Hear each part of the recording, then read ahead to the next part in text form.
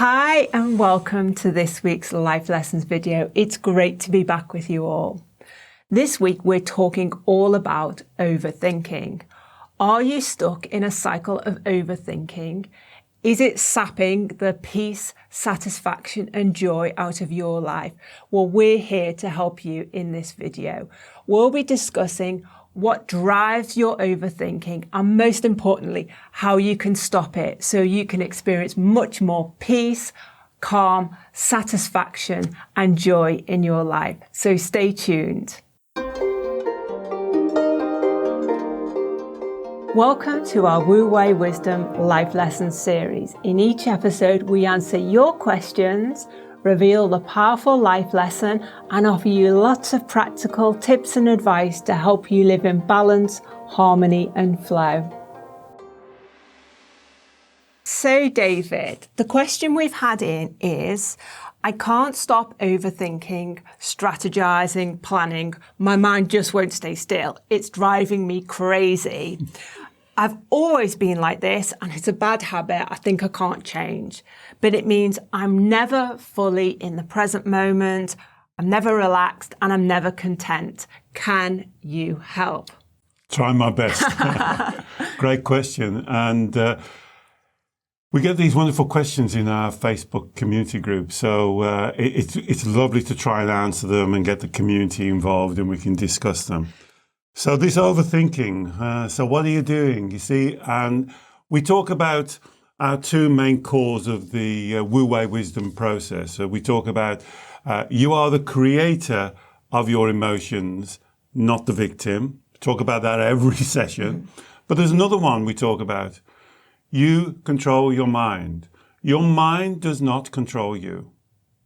So your mind is not, we often use the analogy, don't we, like that dog pulling you around. You are not the prisoner of your mind. Your mind cannot go off and drag you along. You are not this kind of disabled person that the mind is some kind of a monster in control of you. And this is what this question talks about. She's saying, my mind is overthinking, David. I can't stop it. Well, you've got to stop it. There's no other way to do it, because if you're not going to stop it, then who do you want to parachute in and stop it for you? It's your mind. It's not some monster. It's not a devil. It's not a demon. It's not something that's out of control. It's actually, in our model, a child of about 8 or 9 or 10. Yes, the child can have a strop. Yes, it can have temper tantrums or what I call squealing piglets, but it's still a child.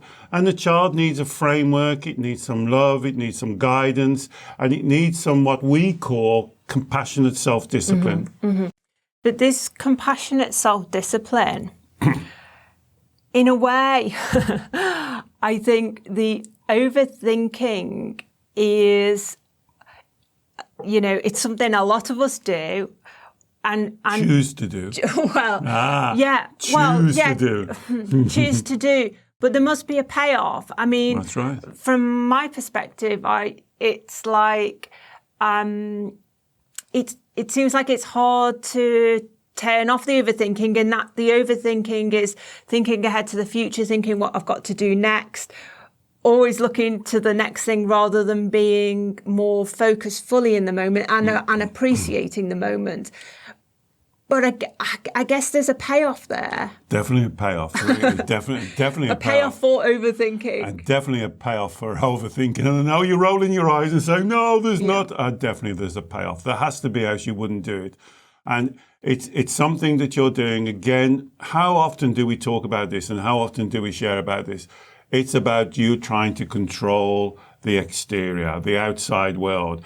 Wouldn't it be nice if everything just worked out the way that you think it should work out? Plans come together just in that nice way. And so the mind is looking at all the possibilities of all the possible things that could go wrong, that might not work out the way that you want it. So here's the hamster's wheel. You go like a headless hamster going around the wheel. And once you solve 100 problems, then you think of 100 more and you try and solve them. And then this is the mind controlling you, because it's normally based on perfection, I would like everything to work out perfectly the way I want it to work out. The problem is, on that belief system, we do not live in a world that's perfect to you. We live in a reality. I call it utopian or Disney world.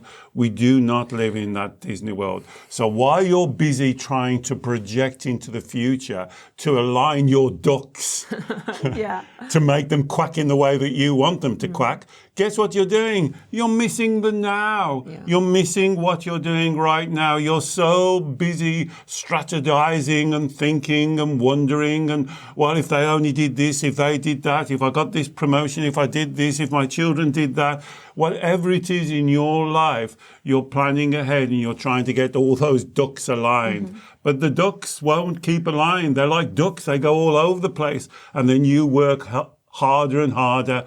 And this is a waste of energy. And all of the time, you're not looking at where you are now and being in the now. Yeah. Well, David, I would love to be fully in the now, but... and that means, remember, but in the middle of a sentence means forget what I've just said. This is but in the middle of a sentence. This is my issue, is that, as you quite rightly said, we don't live in a perfect world. No. Therefore, surely, if I'm 100% fully in the moment, I'm then leaving myself open and vulnerable to things going wrong in the future because we don't live in a perfect world. Therefore, I'd love to live always in the moment, not think ahead at all, not overthink or plan about anything. But surely we've got to. We live in reality. You've just done the pendulum. Who noticed the pendulum then? Put your hands up. See what you did? Well, you're saying I shouldn't plan at all, are you? You're saying I shouldn't think about the future. You just swung from one side right to the other side. Who said you shouldn't plan at all? What I'm saying in the Wu-Wei process is appropriateness, to be appropriate. Because if you're totally focusing on the future, which this lady is saying, poor me, I can't stop myself, please help me, I can't do this, I've been doing it. And then she used the magic H word, habit.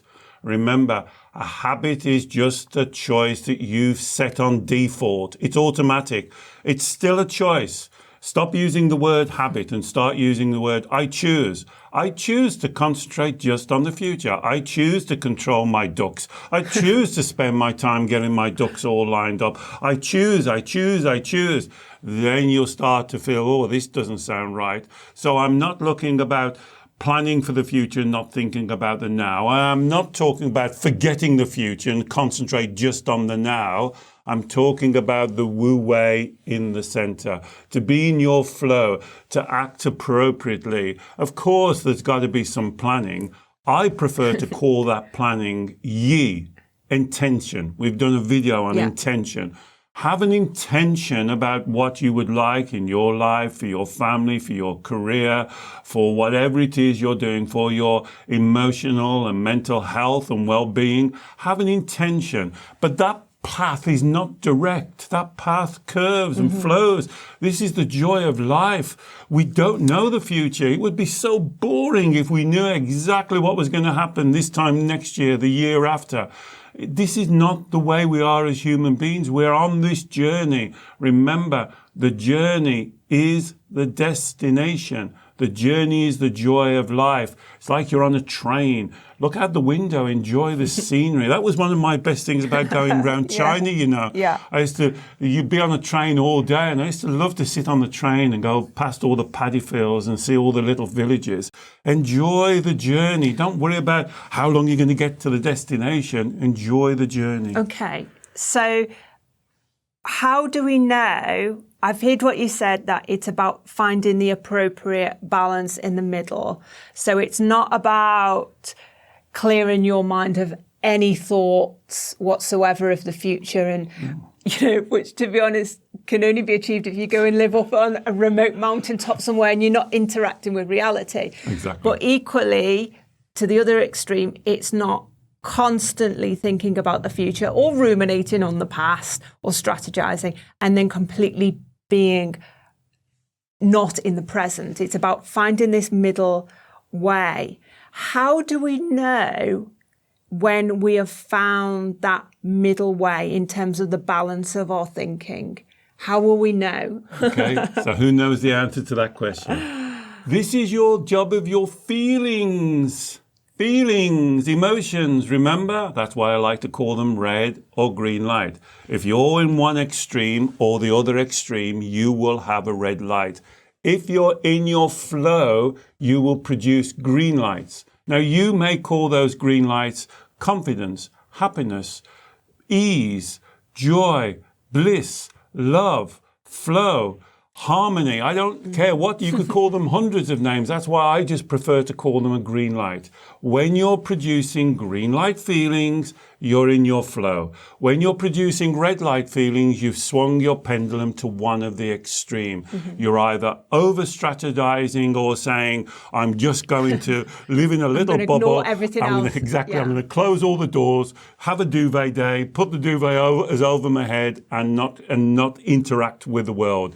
You've gone to the two extremes instead of coming back into your flow, into your rhythm. And that's what is different about the Wu Wei process. Because I believe this, that what we share with you and what you share with us in the community is a spiritual matter. And when I'm talking about spirituality, I'm not talking about woo-woo spirituality. The Chinese call it Shen, and I prefer that name. The Shen, the essence, the real nature of who you are. Not the way you look, the color of your hair, the way you dress and the way you walk.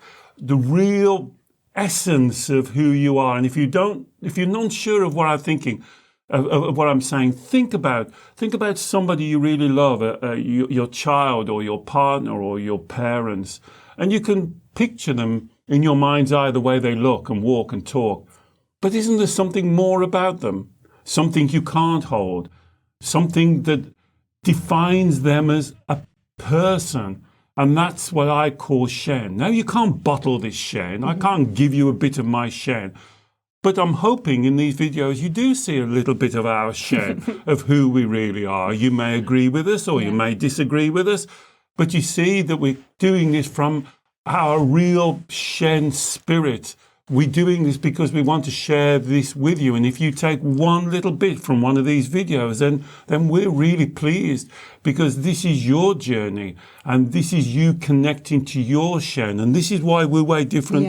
It's different. It's not counseling. It's you taking responsibility for you, because you're the only one. Can I say this? It's so important.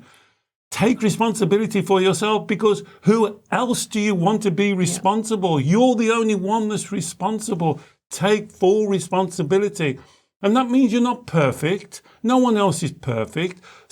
We'll come on, I'm sure, on this subject, CCJ, and stop criticizing, stop comparing, stop being judgmental about yourself and other people, and take compassionate self-responsibility. I think that the point you make about the Shen and connecting to your Shen and living through your Shen, that kind of authentic essence of who you are, is really pertinent, really important in this overthinking issue. Because for me, when I'm overthinking, strategizing, planning, ruminating, trying to protect, trying to future-proof, I'm being led by my human-centered mind or my ego. Or your inner child. Or my inner child, who's kind of fearful and wants to make the world a safe place.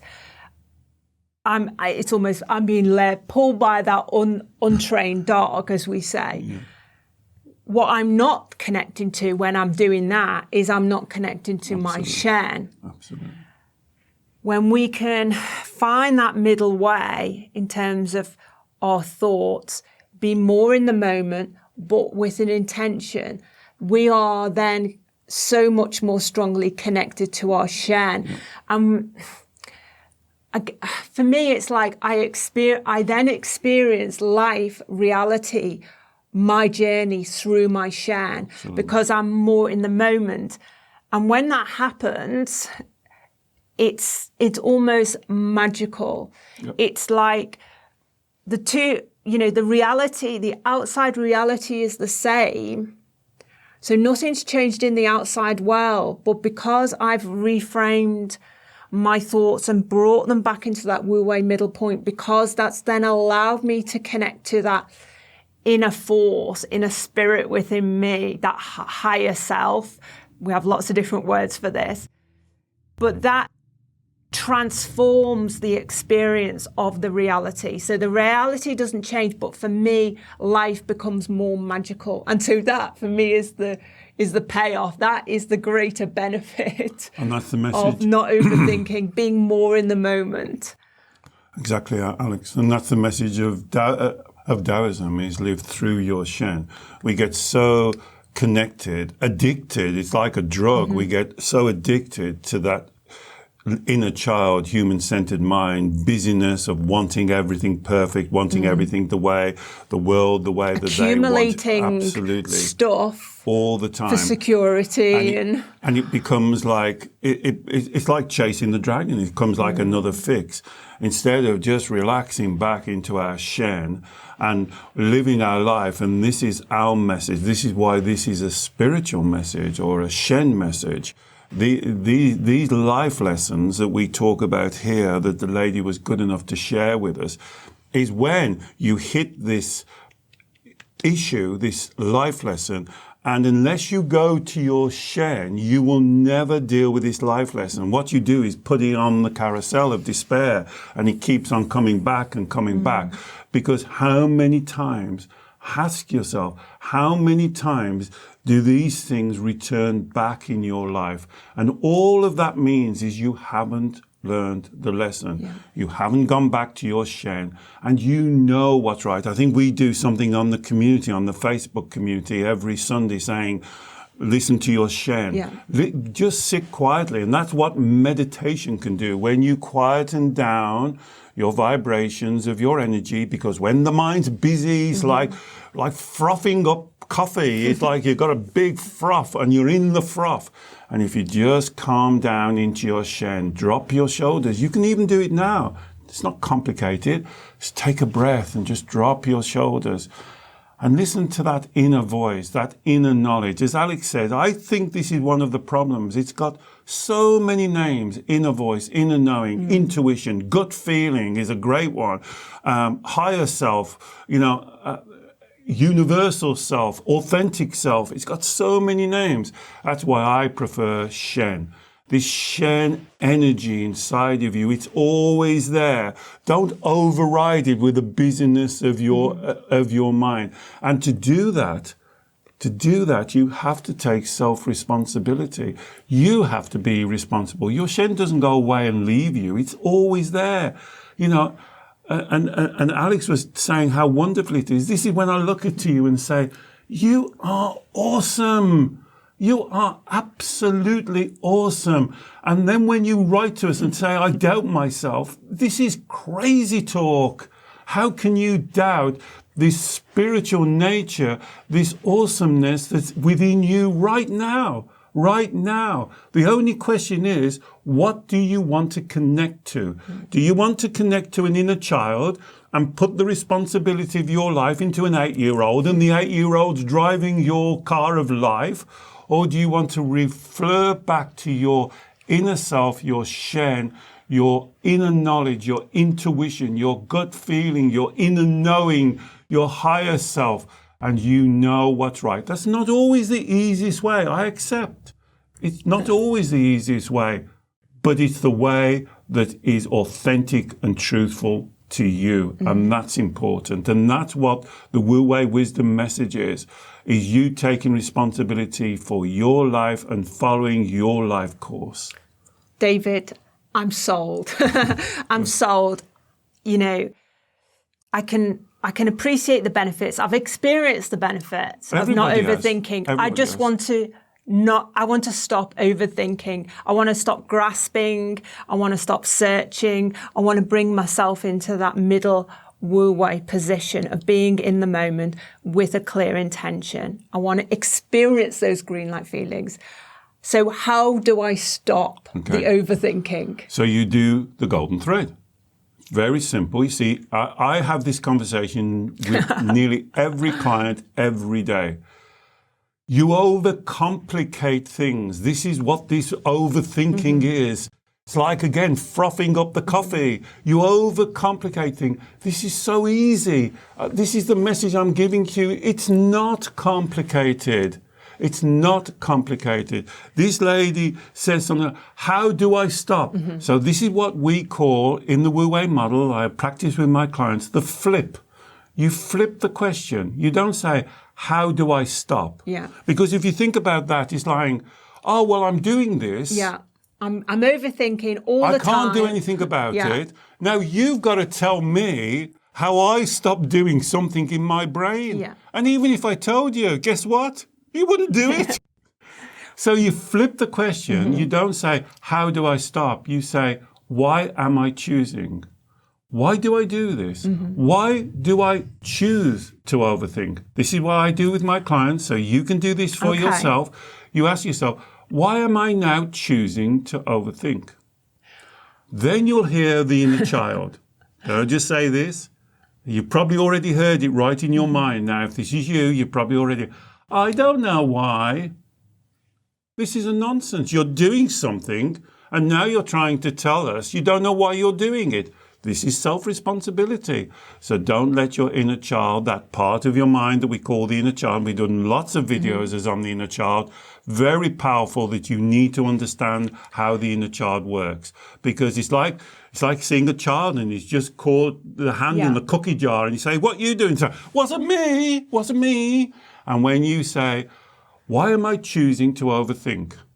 Now that puts the responsibility. Even now, through this media here, through this camera, you'll see the energy changes because now you've got to now answer that question. But what about if... So you're talking about starting really a questioning, a golden thread process, questioning dialogue with that part of our mind that we call the inner child, which is part of the human-centered mind or the ego. So my first thought to your question would be, well, I don't want to overthink, but I have to because the world around me demands that I do it because I need to be able to keep up. I need to be able to keep pace. Okay, so did you hear that answer? First of all, I don't want to overthink. No, I don't want to overthink. I know it's not. Stop it.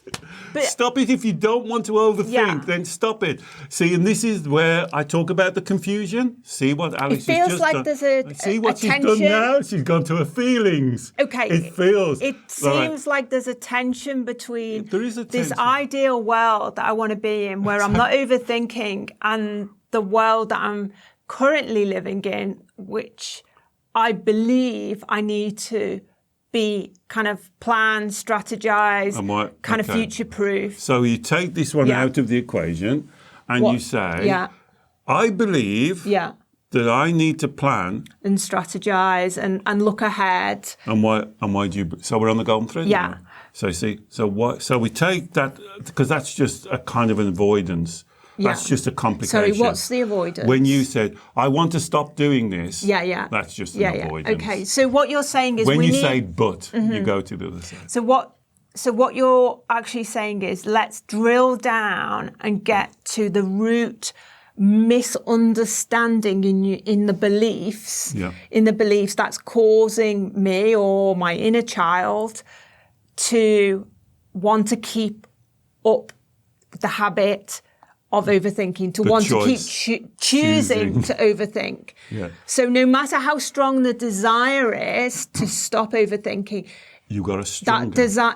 The belief, the core belief, which is driving the overthinking, will always override the desire to stop it. Is that right? That's right. Okay. Because this is the most, in this hand is the most dominant. Okay. So this really doesn't matter. You can spend your time on this because this will always trump it. So you've got to say, forget that first bit. Why am I choosing to overthink? Okay. You believe you have to overthink to keep, what did you say, society wants you to? Because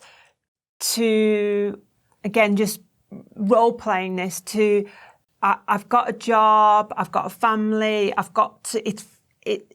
It feels like I'm juggling lots of balls, and that I can only keep the balls up in the air by overthinking, by planning, by strategizing, by never kind of resting, always making sure everything's going to be all right. That's it. I've got to keep juggling the balls, basically. You see, and Alex does some great role play here, because you see how she has to use I feel. Yeah. I feel I have to juggle balls. She's brought balls into it now. Yeah. What the hell have balls got to do with this? I believe, so this is the golden thread, you keep it. Remember we talked last time about dumping. Yeah. You see how Alex wants to blah, blah, blah, blah, blah, blah, give you all the reasons. So what I heard Alex say, you may have heard something different.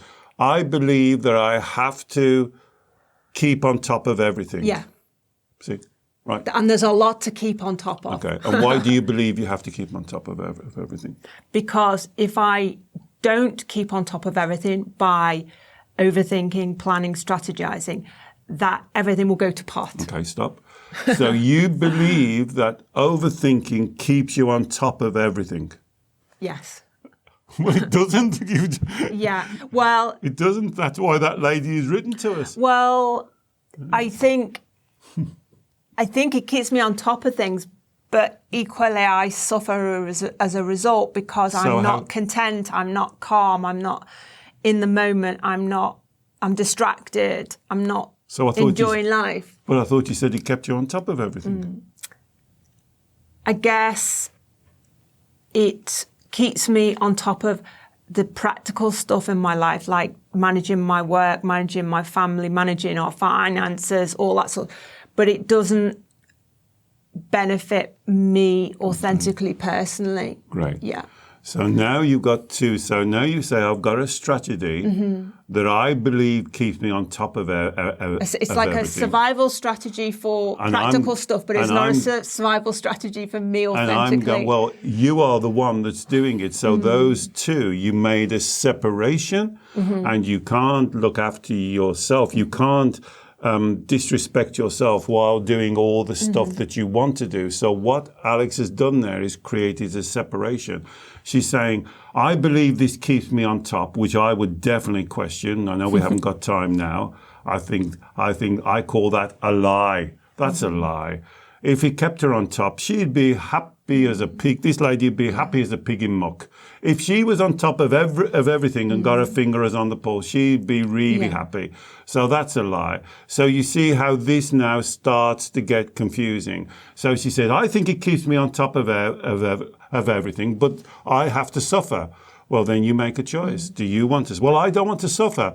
Well, here's what you now got to go down and find a solution to that problem. And this is why I say it's spiritual. I would say, isn't it much better to do something that nurtures you, that you can live in this society? And if you've got to, I use Alex's analogy, if you've got to drop a couple of balls, perhaps you're juggling too many balls. Yeah, that's true. Perhaps it's time to give a ball to someone else. Yeah. Perhaps it's time to not to be responsible for so many things externally. And instead, here's the wu-wei lesson, be responsible for yourself. How does that sound? How about loving and nurturing yourself first? And then you can look after someone else. Remember the teachings? I've done it on lots of videos. To be of service, to come to be of service, make sure you've got something to serve. So the energy flows through you first. So in Alex's example, if you're juggling 20 balls, give 10 of them away to someone else and say to the people, I'm sorry, I can't do this for you. My life is full already. And take self-responsibility. And I know what you're saying. Oh, that's not easy, David. That's hard to do. I agree. But also what you're doing is not easy and hard to do and doesn't work and keeps you on the carousel. So this is choosing the way that's authentic, the right way for you. This is the way out. This is the spiritual way. This is nurturing yourself while you're nurturing other people. This is about clearing the confusion. This is about making it easy. Sitting down with somebody and you say, you know how I juggle all your balls? It's creating so much problems for me, and have that conversation and work out a way that works better for everybody. Not that you are the person that misses fix it, that fixes everybody else, but doesn't fix themselves. This is nonsense. This is wrong thinking. And above all, this is not spirituality. Spirituality is about nurturing yourself, coming back to the well that never runs dry. Here's a Taoist saying, you are the well that never runs dry. You don't keep on trying to solve everything else. You look after yourself first so you can help as everyone else. I think, David, what you said is I'm pretty sure, and in the case of the lady who asked the question, the very fact that she's not happy and, I guess, using my analogy, trying to juggle so many balls, in terms of future-proofing, overthinking, over-strategizing, that is very tiring. Therefore, inevitably, you're not achieving for yourself, and you're not achieving for the other things in your life that you're taking responsibility for, whether it's your job, your family, your finances. So nobody benefits. But I think, when you said, well, just drop the balls, I guess you're not saying, well, just forget about your family, just forget about your job, just forget about your finances. I think actually what's this, the idea of having lots of balls and it being a big problem, and I would imagine for a lot of people what makes that, what drives that is this need, this thing for perfection, always wanting something to be absolutely perfect, whether it's a family setup, whether it's a home setup, whether it's a work setup or career progression or financial security or accumulating wealth. In our society, our kind of be more, want more, have more society, that drives the striving, which then drives the overthinking, over strategizing. And if we can lose the looking for perfection, if we can lose the need to want more, be more, have more. So we're not saying forget the family, we're not saying forget the job, we're not saying forget the finances. But if you can drop that, then you're disengaging the ego, you're disengaging the need to over-strategize. And how you do that on the example that you've given is, I believe in perfection. Yeah. Now, I do not believe that that is spiritual. If you do, then please write below and tell me what is perfect, who judges perfect, how you get there, how you stop there. And as I've said before, you will be a trillionaire. Start your own YouTube channel. Perfection is achievable. I am perfect. Everybody else can be perfect. And there's the problem. See, everything that Alex just said is driven on one thing. I believe in perfection. And that's what you've got to get down to. And that's what you've got to disconnect and take apart. If this is you, if this is one example that Alex has given is you, then sit down quietly with a cup of tea or a coffee and say, right, write it down. I believe in perfection. And then start to define what you think perfection is. The number one thing, who judges perfection? Who says you are perfect, that's not perfect? Who is judging that? And you will find, I find with my clients, nearly all of the time, it goes right back to the inner child, it goes right back to their parents, it goes right back to trying to be loved and be validated from their parents. It might be different for you.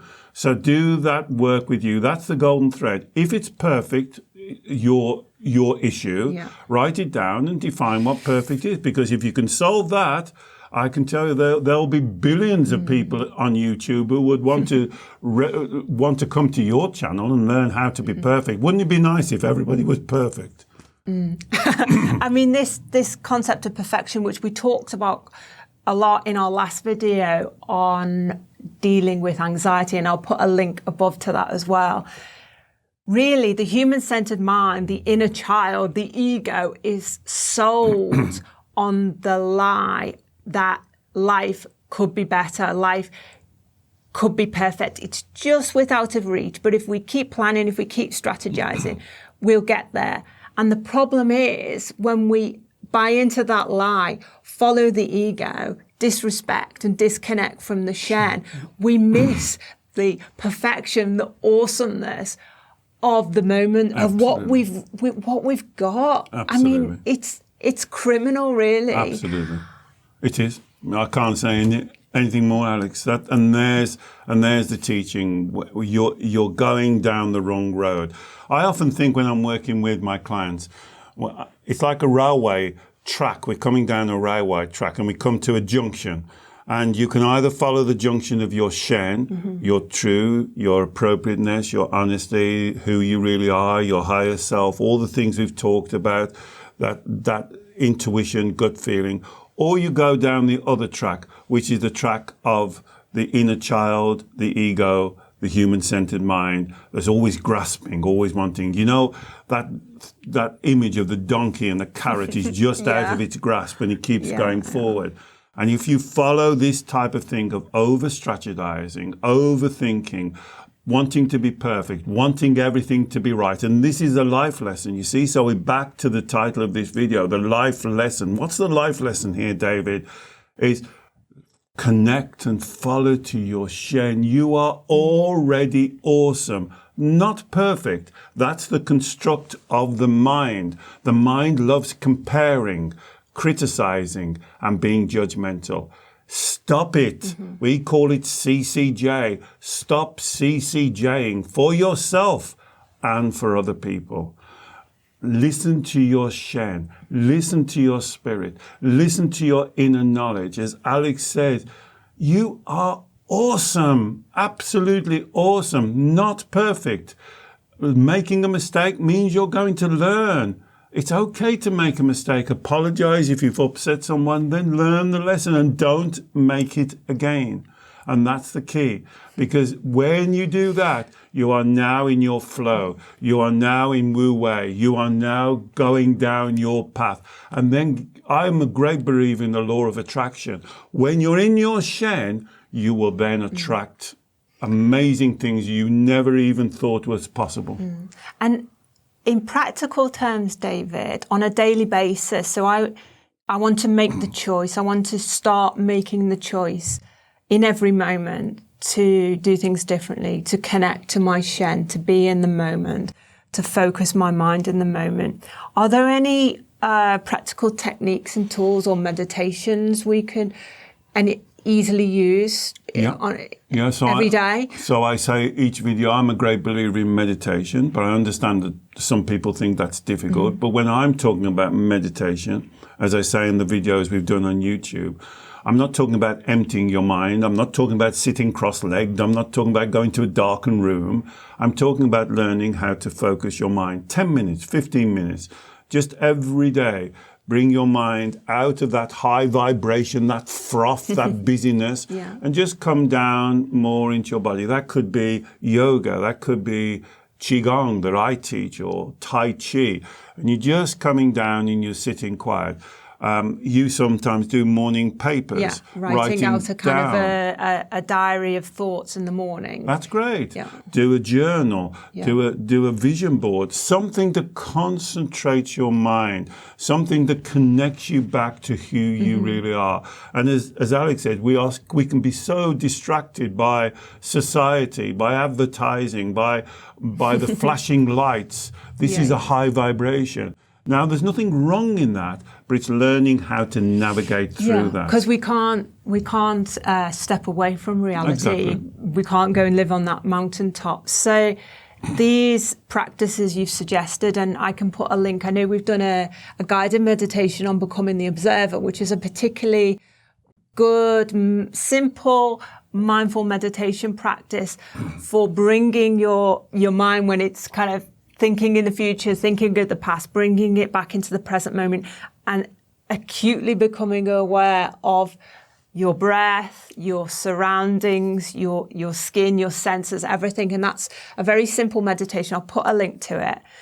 So we do these sort of meditation, whatever practice suits you, every day, and it can take maybe just 5-10 minutes in the morning, would you suggest, just to set up the day right? Anytime. See, this is it. It can be any time. Walking the dog, lunchtime, before you go to sleep, when you wake up. It can be lying in bed.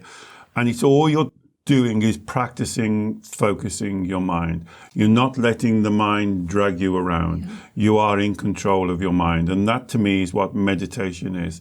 So whether it's everything that Alex says, or on the Facebook community we do, Sunday we do, write down your Shen.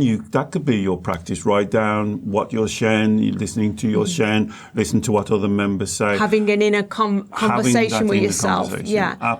Absolutely. It's very important to realize you are not just your mind. There is something magical about you. Absolutely magical, awesome, divine, whatever word you want to call it, about you. You don't have to earn that. Nobody can give it to you. No one can take it away from you. It's yours. And all I'm trying to help you to do is to connect to it. So it's there all of the time. So as you go to work, as you deal with your children, as you deal with difficult people, you're dealing it from the filter of your Shen, your knowledge, your understanding, that you're being more authentic would be another word that I would use. You're in the right vibration. And if we catch ourselves, so we've done our, say, morning practice or lunchtime practice, if in the middle of the day we catch ourselves on that overthinking track, and we want to stop the train going down the track so it develops on, we want to stop it. Is there a technique for managing that in that moment, to quickly bring things back into the Wu way? Yep. Stop it. Stop it. So what we tell ourselves to stop it. Say, this is, I'm going to find out later when I leave work why I started that. But right now, stop it. Yeah. It's like, if you dig in a hole and you don't want to go any deeper, stop digging the hole. Stop it. Yeah. And then you later on in your meditation, you can say, right, I went on a totally different, I went on a different branch line then. Yeah. Why? Let me trace back. Let me do the golden thread. Let me go back to where I went. What was motivating? What was the belief or the thoughts that were motivating that overthinking? So obviously we can't do that when we're right in the middle of doing something in work or whatever. We can't have that self-inquiry. But just using that stop it technique. So I'm not going. I'm not going. Stops you going on the further. carousel. Exactly. Brilliant. Okay. I'm not going to go any further. I'm going to stop digging. Yeah. I'm going to stop digging. Yeah. Then later on, when I've got 10 minutes, I can find out why I chose to dig the hole. Wouldn't that be interesting? Why did you choose to dig a hole here? That's your life lesson. Coming back and finding a life lesson. Yeah. Brilliant. Thank you, David. So we've talked about ducks, juggling balls, digging holes, train tracks. We've talked about a lot today. Well, I hope that has given you lots to think about, or not too much to think about, to be in the moment, some practical strategies as well as the deeper self-work stuff. If you overthink or you can share your experiences on this topic, please comment below. You know, we're always delighted to hear from you, and post your questions too. We will always answer them. If you enjoy our videos, we produce new videos every Sunday, so don't forget to subscribe to the channel. And if you want to learn more about working one-to-one with David by video call, wherever you are in the world, I will also put a link below so you can learn more about that. And we look forward to seeing you again next week. Bye-bye.